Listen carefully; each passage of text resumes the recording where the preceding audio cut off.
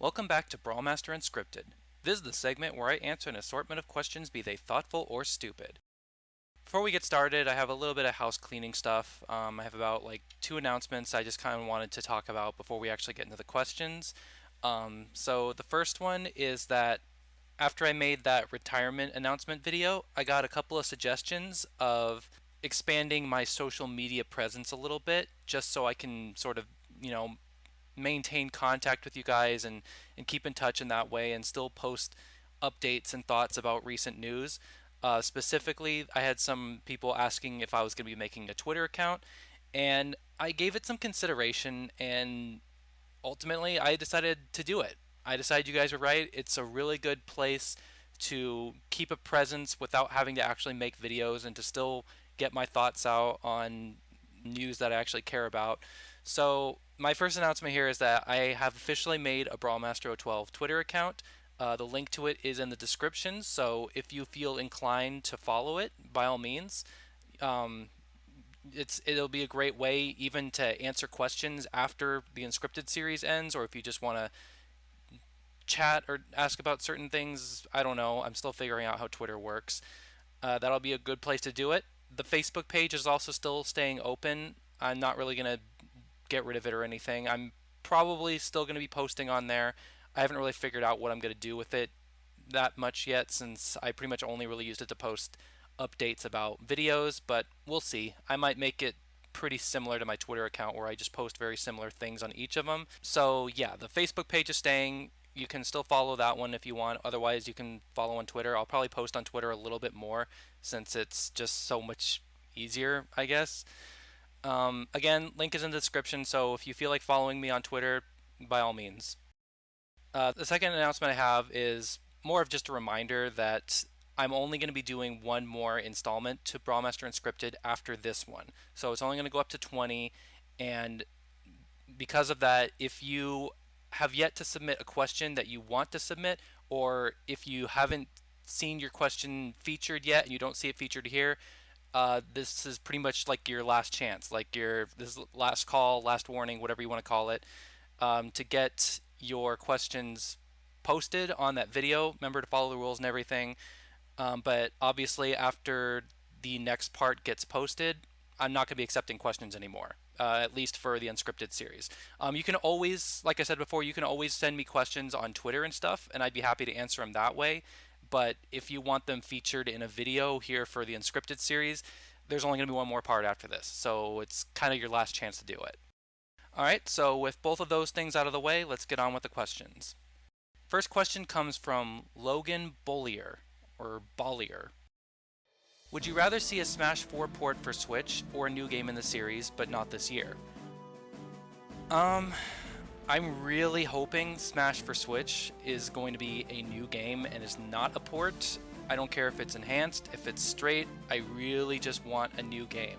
Because I actually still play Smash Wii U to this day. I haven't stopped. I still find it to be at least somewhat enjoyable, despite the flaws and the problems I have with it. So I would actually be kind of disappointed if they just announced at E3 this year that it is just a port, even if it does have some enhancements like Inklings and Breath of the Wild Link or something. So I'm hoping it is going to be a new game, and I think it's very possible that it can be, even given the time frame, because it's only been in development for about 2 years, and that's about how long it usually takes to make a Smash game. And I really don't think that they would be scrapping the engine that they developed for Brawl and refined for Smash Wii U. I don't see them dropping it. I see them refining it and building Smash for Switch off of Smash Wii U's engine and just making enhancements and changes that way. I think that just makes a lot more sense. It's a lot more efficient to develop the game that way, and I really think that's what they're going to be doing for this next game. And I hope that they're making enough changes that it is going to feel like a new game and it isn't just an enhanced port. And kind of on a side note, I really hope that we don't see very many more of these Wii U ports. I think it's getting a little ridiculous how many Wii U games are getting ported to Switch. They're pretty much porting the entire library, and it's getting a bit ridiculous. It's getting a bit out of hand, and I'm hoping that they're not going to waste their potential with Smash with just porting the Wii U one over, because despite the Wii U's failures and the Wii U's shortcomings, Smash for Switch, in my opinion, was at least very successful. It honestly was. Like, the DLC sold really well for the install base that it had. It did very well, and granted that's also probably Smash 3DS contributing to the sales and stuff, but my point is that I don't feel like Smash Wii U needs a second chance. I feel like it served its purpose, and it's time to move on with a new game, and that's what I'm really hoping we're going to see at E3 this year. As for it actually coming out this year, that's a shock. I did not expect it to be coming out so soon, but I welcome it. If they think they can only get it, if they think they can get it done in 2 years and have it ready this year, that's awesome. I'm confident in Sakurai's ability to make a Smash game, so I welcome it. We'll see if it actually makes it this year, and I think it will, considering the online is also coming this year. So I think it would just make sense to launch the online system with Smash for Switch. I think that would be probably the best game they could launch this service with. So yeah, I'm hoping it's a new game. I'm hoping it's really not a port. If it is, I'm gonna be kind of disappointed, so no port, please. No more.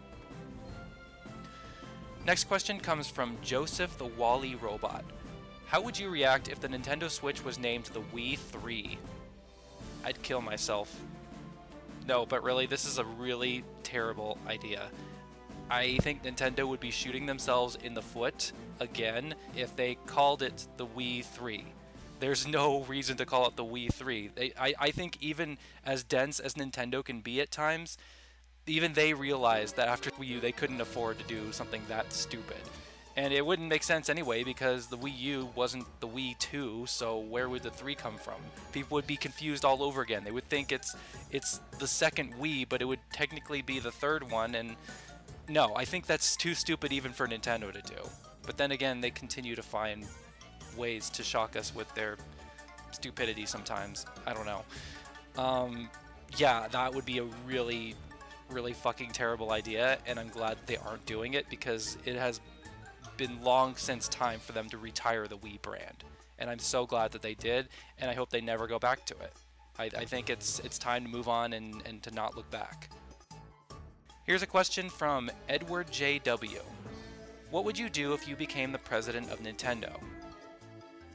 Wow, that's really hard to say, because they're a Japanese company, and to that extent their culture is very different. The way they operate and do business is very different. They have very different traditions and beliefs, and because I was born and raised in the West, I don't think that completely westernizing that company is the answer. I don't think that's a way to really improve them. I don't think the fact that they're a Japanese company is what needs fixing.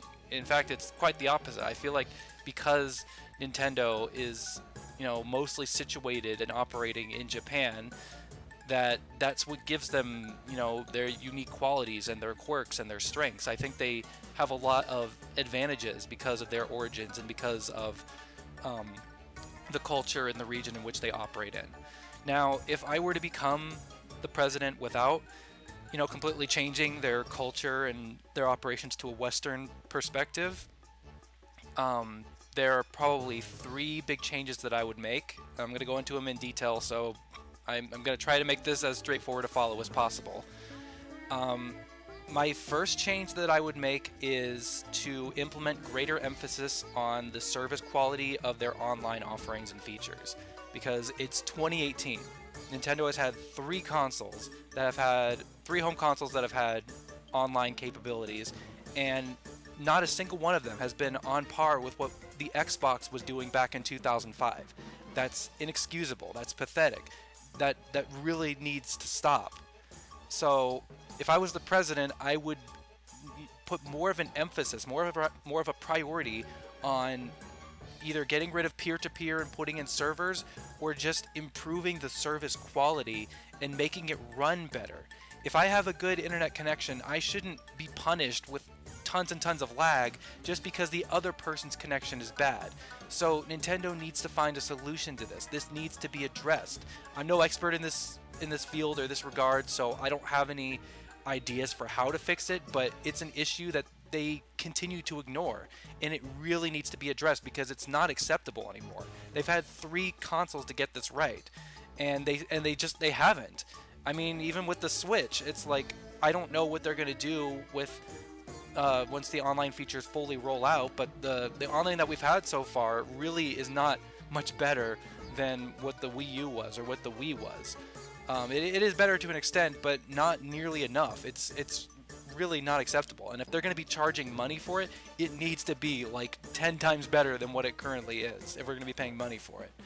And not just the quality of the service itself, but they need to have more features. They need to have more offerings. Their service needs to have more meat on its bones. You know, where are the game invites? Where's the voice chat? Which, I know that's a can of worms, but for the love of God, just put in parental controls and the ability to mute obnoxious players and be done with it. It's that simple.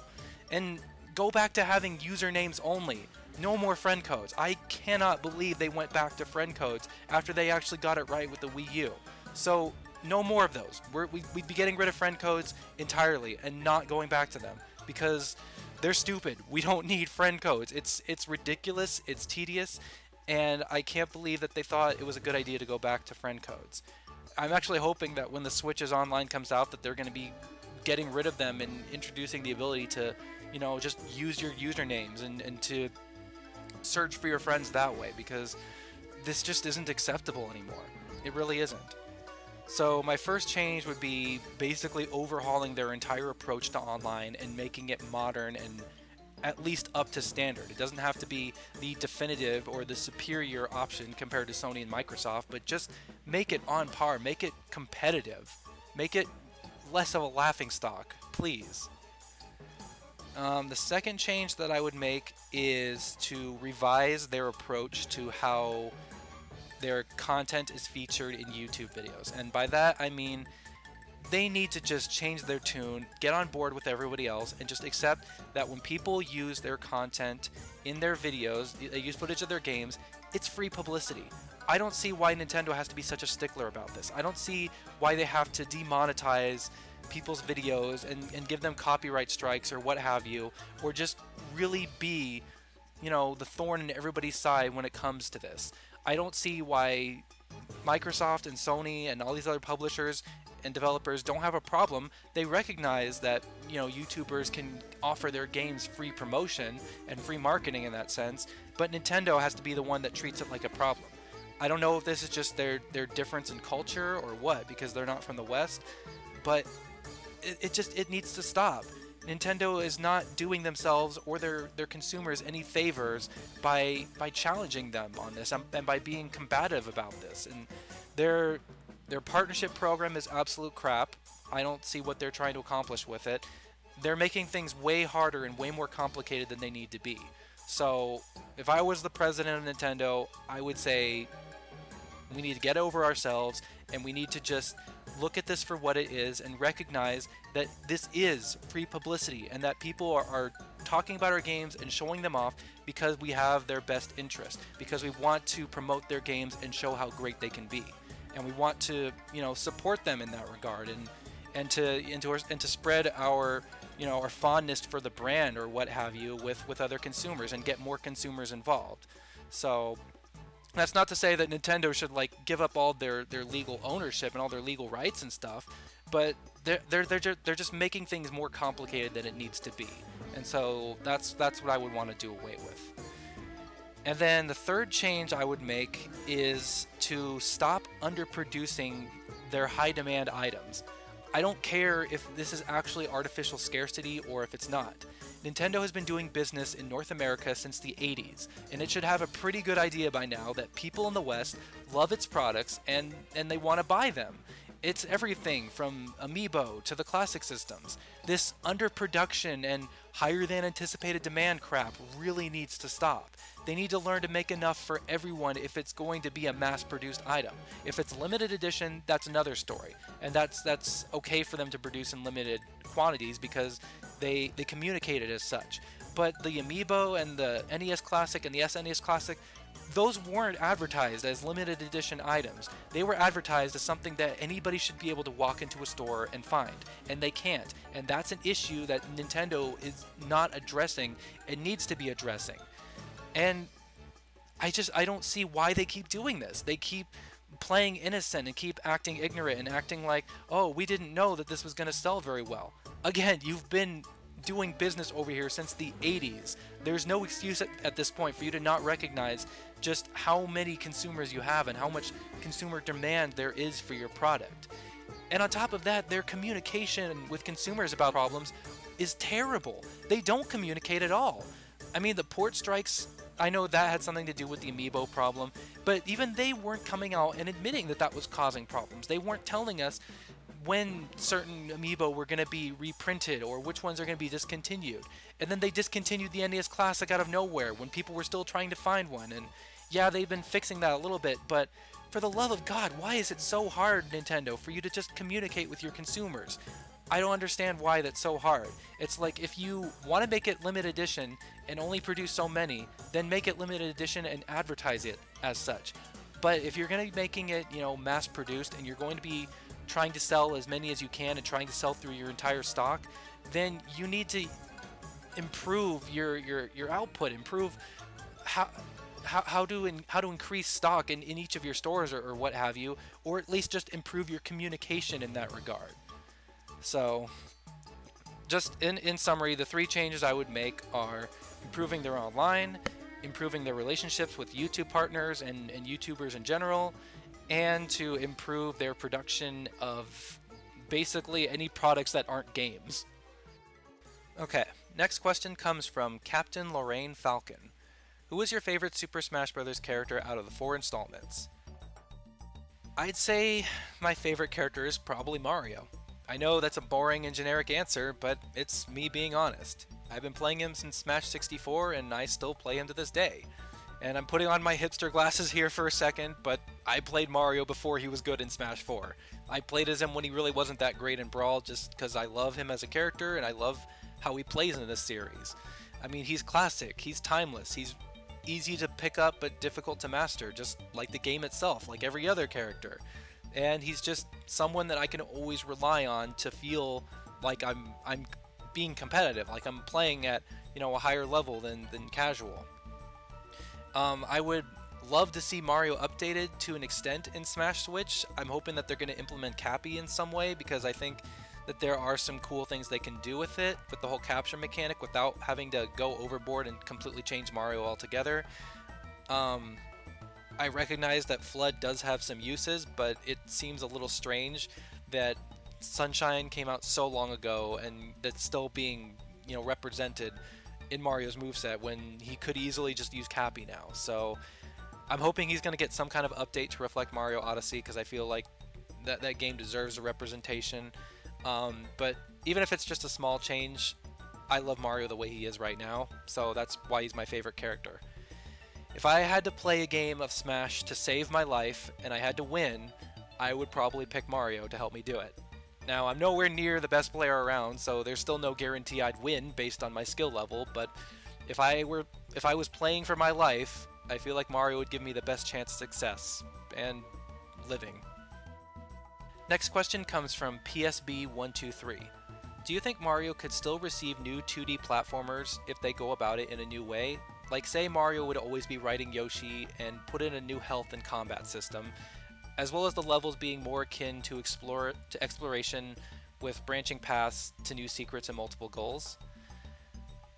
Sure, that sounds very ambitious. I don't really see a problem with it. I think as long as the 2D games are done in a new way, that's probably ideal. I really hope we don't get any more of the new Super Mario Bros. Games. That little franchise has long since served its purpose, and we really don't need it to come back, so I'm hoping whatever we see next from 2D Mario is going to be something completely different. It's going to be almost like a reboot in a sense, because we don't need any more 2D Mario games in the vein of any of like the original Mario Brothers, Mario Brothers 3, Mario World, or new Super Mario Brothers, because we've got Mario Maker for that, and we could always get a Mario Maker 2 to improve on what that game established. So I'm hoping that whatever the new 2D Mario platformer is, that it does go in a new direction, and it does try something more ambitious and more original, something more unique. I don't think Mario really needs a new health or combat system. I think, the way things are done now, by just jumping on enemies and and with the shell mechanics and just, you know, taking hits to like protecting yourself with power points, with protecting yourself with power-ups and then losing the power-up whenever you get hit. I think that's fine. I don't think they need to implement new systems in that regard. And I think it is going a bit too far, but if they were to change it in any sort of sense, I would say maybe do away with the live system and kind of copy what Odyssey did, where if you die, you just lose 10 coins or something like that. Because I think having lives is just a leftover portion of the previous generations of games. It's something that really doesn't need to be carried on anymore. It's really outdated. It served its purpose, and we don't really need it anymore. It's really not offering any more benefits.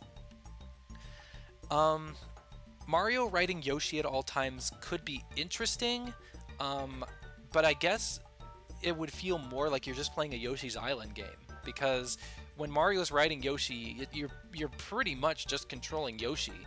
Like, Mario's not really doing anything except just riding him. So I don't think that that's necessarily the ideal direction to go, because at that point you might as well just make a new Yoshi game. But I would like to see Yoshi have more applications and more uses in the 2D games. It feels like he's pretty much there as an extra hit, or as a sacrificial platform, or just as a tongue to grab things and to spit them back. That's pretty much it. I would like to see Yoshi implemented in more interesting ways if Mario's going to keep riding him in the 2D games. But I guess another direction they could go is giving us more playable characters besides Mario. And besides Luigi and Toad, you know, let's see Peach, Daisy, Rosalina, Pauline, Yoshi on his own, Wario, Waluigi, DK, or even Bowser. Like, any of those would be really interesting to see. I would love to see what they could do in a 2D Mario game that's different from the Mario Brothers and Toad. I think that if they each had like an individual ability or something that made them stand out from the other characters, that would be really awesome, and that it would really go hand in hand with implementing your idea for branching paths with secrets that only certain characters can cross through. Like, if you could, I don't know, blow fire with Bowser to burn away like branches or trees or something, and then you can access a new path that way. Like, that would be really interesting. Or you can use Wario's strength to bust through boulders or something like that. I think having additional characters that each have their own unique abilities, and coupling that with having branching paths and secrets or multiple goals, that would be a really interesting 2D Mario game to see. And then to top it off, I think while we're at it, they should have a completely new art style. I know a lot of people suggest using hand-drawn sprites, or something like that. I think that would be really interesting to see. I would love to see Mario in a new art style that's not a 3D looking sprite or Paper Mario or whatever. I would love to see like a 2D Mario game that's maybe more in the vein of like Cuphead or Rayman Legends or something. I would love to see Mario in a new art direction that way. I think that'd be something really unique. That'd be a sight to see. So I would love to see Mario game like that. Next question comes from Landon Hewlett. Have you heard of newer Super Mario Bros. Wii made by the newer team? If so, what are your thoughts about the game? I've heard about it, but I have not played it. I haven't like done any mods or whatever it requires in order to play the game, so I haven't ever really had a chance to.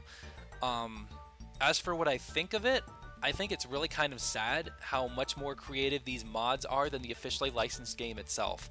I really think that's sad that the fans could essentially make a more interesting, more fresh 2D Mario game than the official developers of the game itself, or that they're just not even trying, that the fans are trying a heck of a lot harder. That really should not be the case.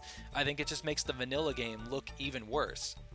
So, I mean, if Nintendo is having trouble coming up with new ideas or anything like that, which somehow I highly doubt, but if they were, then for the love of God, Nintendo, hire these guys. Hire the people who created these mods and you know, see what they could offer to the official games. Because, like we were just talking about the last question, the 2D Mario games of going forward, I think, really need to be unique and really need to do something different than what we've seen already. I really don't think Mario can keep doing new Super Mario Brothers forever without, just continuing to lose positive reception from the fans.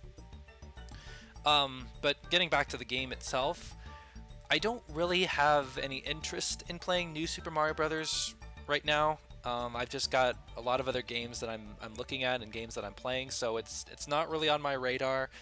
But I do think it looks really cool. Here's a question from Sonic Fan 22. Have you seen the Sonic the Hedgehog OVA? If so, what are your thoughts on it? Fun fact, I actually had not seen it until this question was submitted, so I actually watched it today at the time of this recording to actually get my thoughts on it. So it's still very fresh in my mind.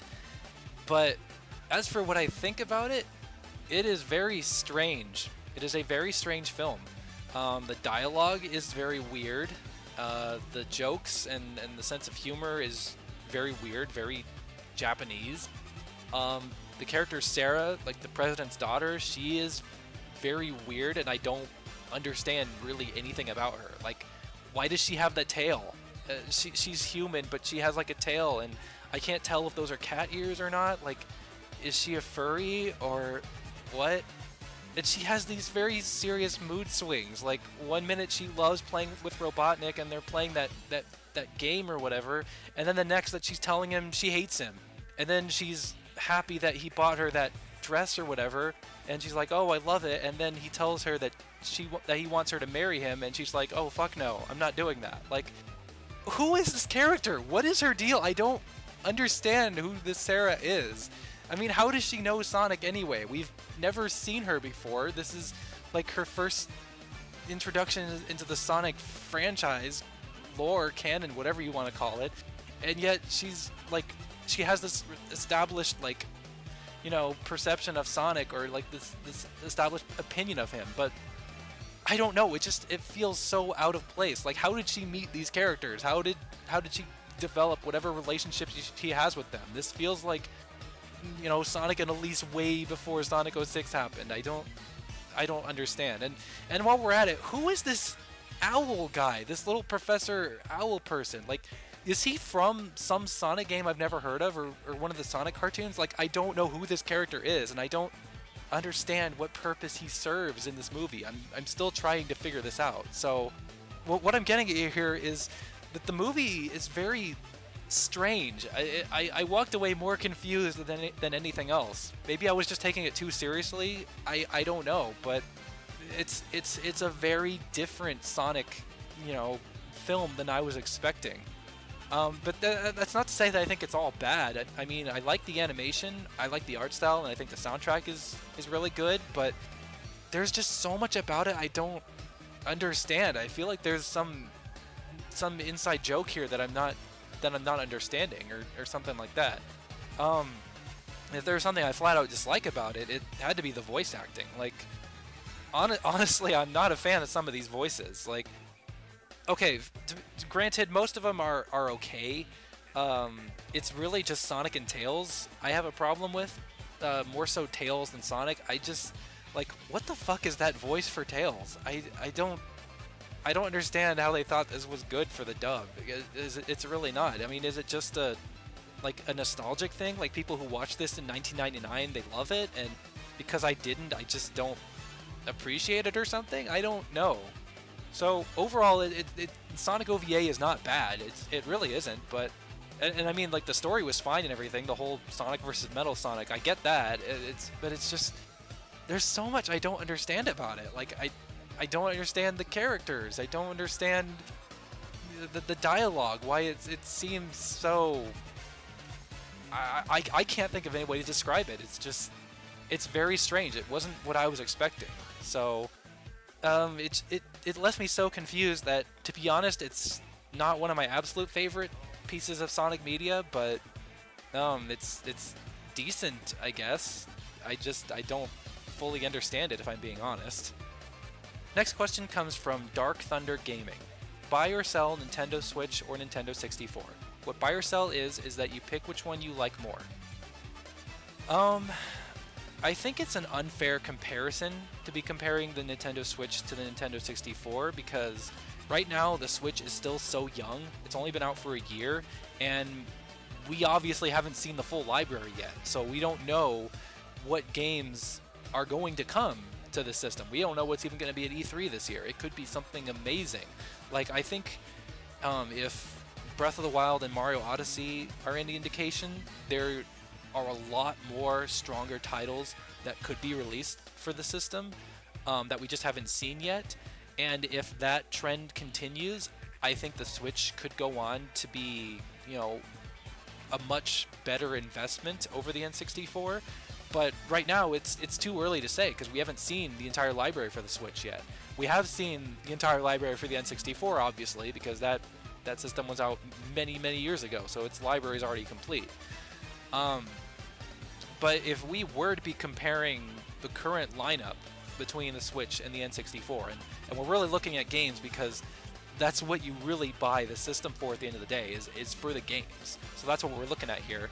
But if you wanted to compare the current Switch library to the entirety of the N64 library, which, again, I feel is not a fair comparison, I would probably pick the N64 over the Switch. I would buy the N64 and sell the Switch because as much as I love Mario Odyssey, Breath of the Wild, Mario plus Rabbids, Mario Kart 8, Jesus Christ, I have too many Mario games already for the system.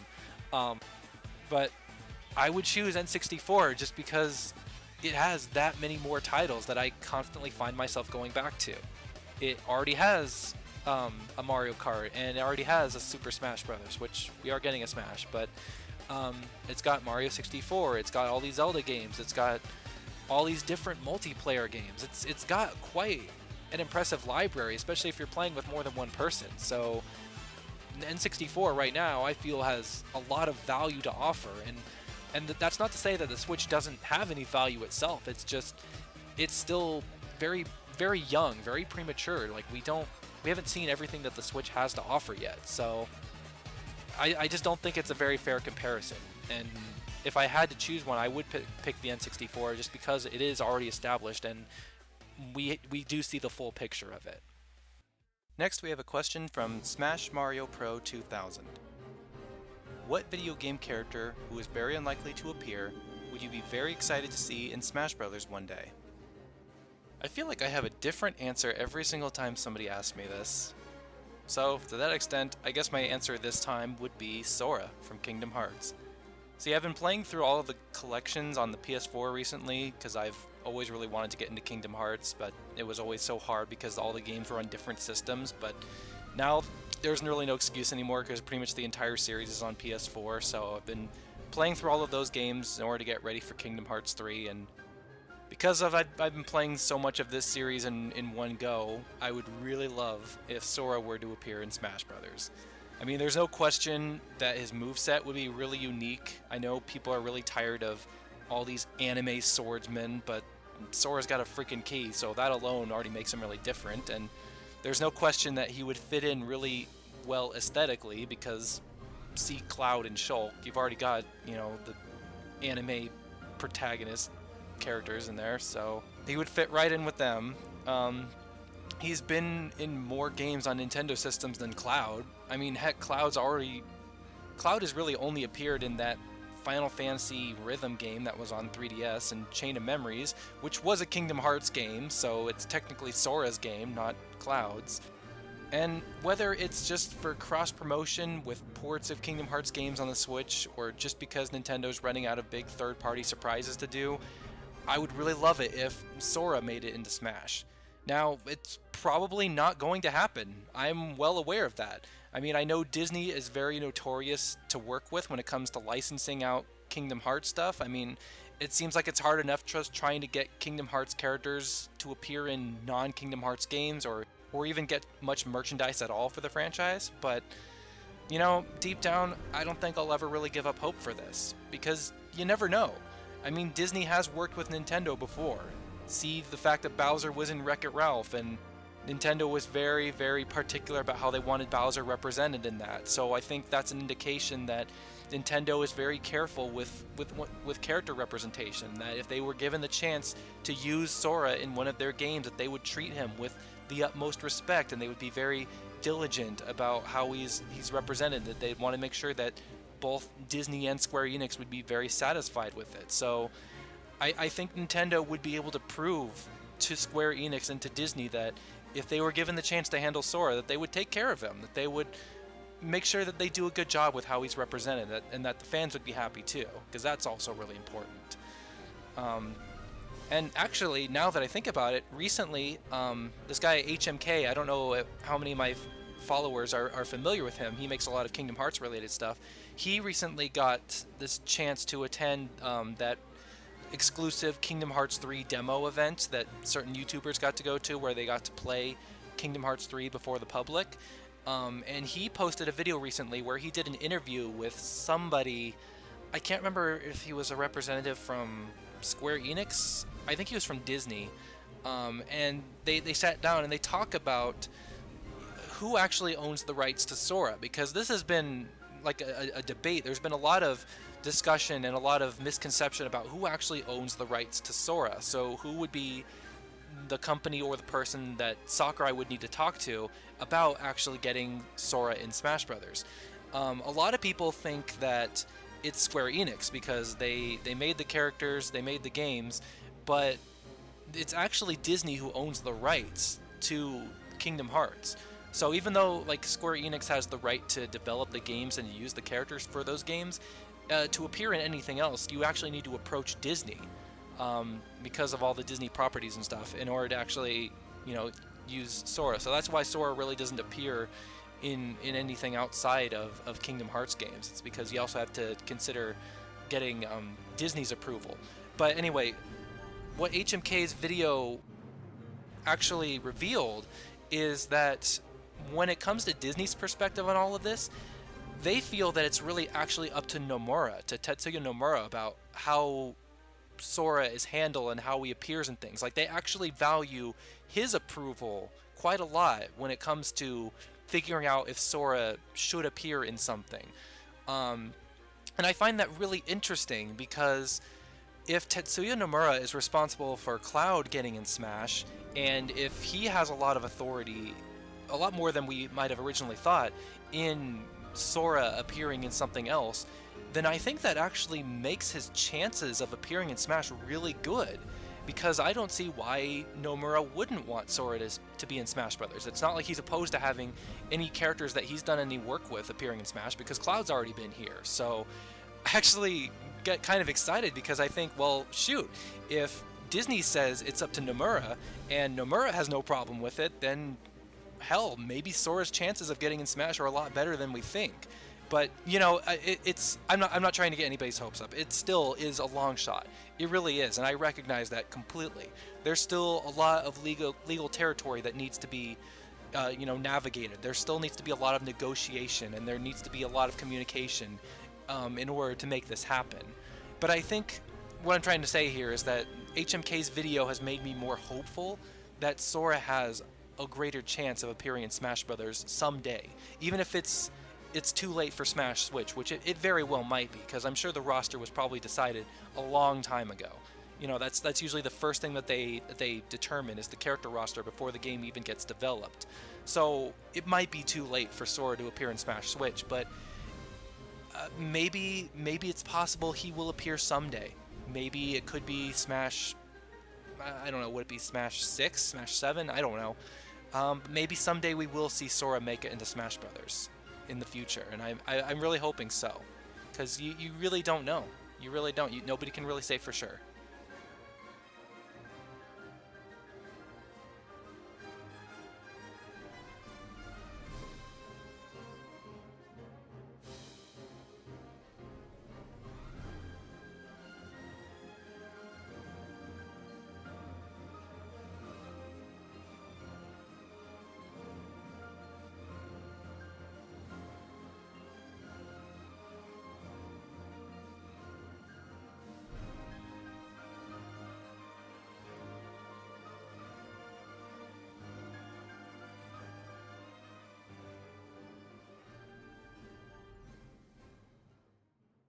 Next question comes from GameMaster468. If you ever did decide to come out of retirement and make videos again, would you resume video production on this channel or an entirely new channel? And if you did decide to make a new channel, would you upload a video on here letting us old fans know where we can find your new content? Wow, first like non-Nintendo related question this entire Unscripted, but that's besides the point. I really don't know. Obviously, I don't know what the future has in store for me or what my mindset will be years from now. I don't know if I'll ever change my mind and want to get back into making videos. I won't deny that there's still a chance that I'll get back into it. It would be wrong of me to say that I'll never, ever want to make videos again, because I don't know that for certain. But at the same time, I don't want to really say anything that might be promising you guys anything either, because I don't want to say anything that might indicate that there's a chance that, oh, I'm for sure coming back like in a couple years, because then what was the whole point of me retiring? You know, there really wouldn't be a point. And I really want you guys to understand, and I feel like you do, but I really am I really am tired of doing this. Like it really is time for me to move on to something else. And there is always a chance that I'll come back. You know, I don't know what my circumstances will be in the future, so there is a chance that things could change. But I don't know anything for certain, so it's hard for me to answer a question like this with any degree of certainty. And I think you guys recognize that. I think Game Master also recognizes that. But if I had to take a chance here, if I had to take any sort of guess and make any sort of prediction about what would happen in the future, I would probably say that if I went back into making videos, I would probably still use this channel, because I would already still be using it for watching videos and subscribing to channels and stuff like that. So why not? Why not come back and just continue making videos on here? Because like I said, I'm not deleting my older videos, so I'm technically not starting from scratch again. I could just kind of pick up where I left off, I guess, or even you could consider my channel to be sort of rebooting itself, because I probably would have new ideas and I would want to, you know, take my channel in different directions at that point. So if I were to come back and to make videos again, I probably would just use Brawlmaster 12. I don't think it would really make enough sense for me to start a new channel when this one is still open. I think the only reason I would make a new channel is if for some reason this channel is gone, or if I suddenly had an idea for a new username, because that's always been a problem I faced, is that like I've kind of wanted to come up with a new username and kind of get away from the whole Brawlmaster branding, I guess, but nothing ever really fits. I can't think of anything that I feel is really representative of myself and my interests, and is as catchy as Brawlmaster. So that name is always just kind of stuck, so I stuck with it, and I wouldn't make a new channel unless I could come up with something better. So, and of course, yes, I would make a video letting people know about the new content and where it could be. I mean, why would I try to hide that from you guys? There'd be no point. There would be no point in me making videos on this channel again if I didn't want my existing viewers to know about it. So, absolutely, that's probably like the only one thing I could promise out of all of this, is that if I decided to come back and make videos again, I probably would be making them on this channel, and I would probably be letting you guys know that new content is coming again. And even if it isn't on this channel, I would probably post some kind of update somewhere, whether it's like on Twitter or something, and letting you guys know that yes, I'm getting back into video making, and here's where you can find it.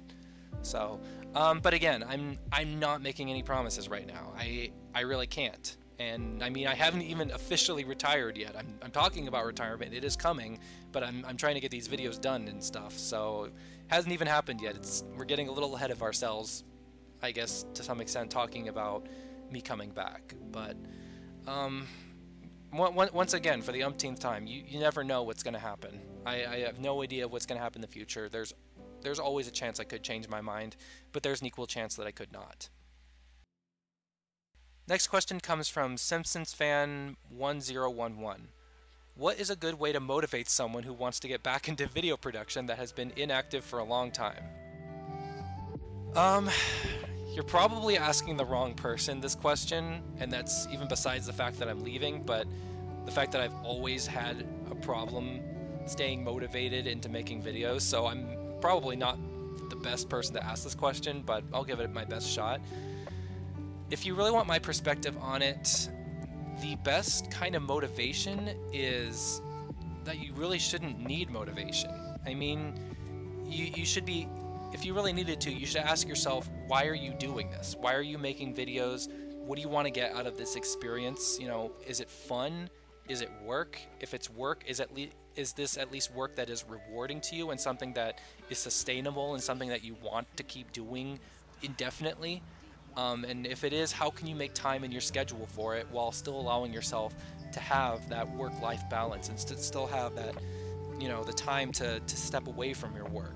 So if you do make videos and you're looking for some kind of way to motivate yourself, I would start by asking yourself questions, by reflecting on what it is that you want from your channel. What do you want to do with it? And then from there, figure out like what are the steps that you need to take in order to accomplish those goals or to answer those questions. Break it down into very, very small steps and figure out like what are the very specific and easy to do things I need to do in order to, you know, get to where I want to be with my channel and get to where I want to be with my videos. But like I was saying before, I don't think you should have to motivate yourself to get back into video production, especially if it's just for fun. You should want to make videos just because you want to, because it's enjoyable to you, because it's you enjoy having that conversation and having that discussion with your viewers and entertaining them and getting a lot from your viewers too.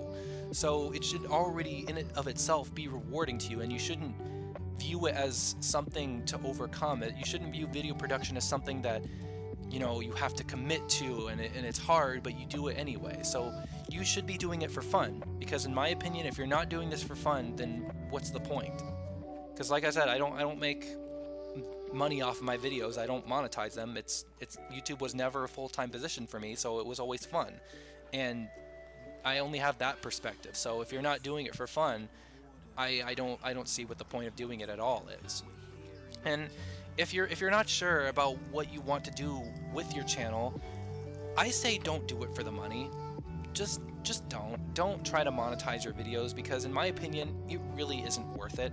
It's not worth it to become a YouTube partner. It's not worth it to try to make YouTube a full-time job. And that's for so many reasons that I couldn't even begin to tell you. And that's because there are other YouTubers who could explain it so much better why it sucks to be doing YouTube for a living. I mean, YouTube does not compensate its partners enough. YouTube does not communicate and does not explain why it does the things it does or why it makes changes all of a sudden. There's just so much that's wrong with YouTube's current infrastructure. It's such a mess, and it's not worth diving into it full force just for the sake of curiosity or interest or optimism or what have you. So that's my advice. Take it or leave it. I say if you do it, you should do it for fun, and you shouldn't have to motivate yourself. You shouldn't need motivation to get back into it, because it should be fun. And I understand life happens, and it's easy to lose that motivation, but I really think that you should just be doing it for fun, and that you should be doing it because you want to, and that you shouldn't have to treat YouTube like a job, and that if you have to treat it like a job, that should be an indication that maybe it's time to stop. Next question comes from ChillPlayer123. What Cartoon Network shows, excluding the stuff from 2009, because we don't talk about those and they're modern cartoons, because let's try something different here, that you either disliked or didn't care about? It can be anything from the late 90s to the late 2000s. Let's see. I guess I never really cared about all of those, like, kind of midway 2000 shows, like those weird cartoons that Cartoon Network was doing when it was, like, in its transitional phases, like My Gym Partner's a Monkey and Squirrel Boy, and those are the only two that come to my mind. But just shows like that, those shows that were they seemed very low budget, very forgettable, like they lacked any substance or any real creativity, any real charm. I just never really cared for shows like that. And it's not all Cartoon Network's fault. You know, I was also going through a lot of, you know, changes at the time. I was developing and changing in certain ways, and those cartoons just didn't appeal to me that much anymore. I was kind of losing my love for cartoons. I was kind of falling out of love with them, and those cartoons really weren't doing anything to really remedy that. And I think it was for the best that way, looking back. So just a lot of those kind of forgettable transitional cartoons that Cartoon Network was experimenting with, like My Gym Partner's a Monkey and Squirrel Boy. It's cartoons like those that I just really didn't care about. Next question comes from Splashfire0x. Are there any popular characters who people request for Smash that you don't want to be in? The three I can think of off the top of my head are Steve from Minecraft, which I've already explained in detail in another earlier Unscripted why I really don't want Steve. Sans from Undertale, because I really don't care for Undertale at all, and I really don't want Undertale representation on the roster. And then to a much lesser extent, Waluigi. I really don't care for Waluigi in the slightest, and I wouldn't care if he got in. I kind of have a feeling at this point he will, because we're kind of at the bottom of the barrel when it comes to Mario characters, but that doesn't mean I'm advocating for him to get in. I really don't want him in that much, so... but all these characters are really popular, and now everybody's really wanting them for Smash, so I don't want Steve from Minecraft, Sans from Undertale, or Waluigi. Next question comes from Vincent Lospinoso, or Lospinoso. Do you realize that you should go angry over a video game? I don't really understand the question. I mean, is there a chance that you mean shouldn't get angry over a video game? And if that's the case, what's the context here? Because this question is really incredibly broad, so it's kind of difficult for me to answer with any certainty. If you mean raging over a video game when it's difficult, or do you mean just complaining about a video game on the internet? Because those are two very separate things, I think, and they have their own separate answers. I think it's okay to get angry over a difficult video game as long as you're not doing anything unreasonable like throwing or breaking things or hurting anyone. I mean, if you're in the comfort of your own home and you're just yelling swears to the TV because you died, that's pretty harmless, I'd say, and it's kind of funny, especially if you're an onlooker and someone else is doing that. But if you mean I shouldn't get angry over a video game on the internet and complain about it, then sure, I agree. I think it's pointless to bitch about games online, but everyone does that anyway because it's the internet, and I would be lying if I said I didn't do that, so I'm not much better. I try to be, but I'm still guilty of it. So I don't really know if either of those really answered your question, but just kind of going forward, guys, make sure that you are really specific with your question. Because if it's too basic, I can't really answer it. If I didn't answer your question, then by all means, you can type out what you meant in the comments and I can try to answer it there. But just for the sake of the last installment, just try to be specific with your questions if you really want me to be specific with my answer, in a sense. Here's a question from Cage Thuman. Not to criticize, but have you ever considered first reading the questions prior to making your Q&A videos and thus take your time to think of your answers? In my opinion, it'd be easier than going in blind and unscripted. Well, sure, if I had the chance to read the question beforehand, it probably would be easier for me to formulate my answers, but at that point, it really wouldn't be unscripted anymore, would it? I mean, I would at least have some idea of what I'm saying, so in that sense, my answer would be kind of scripted, even if it is just in my head.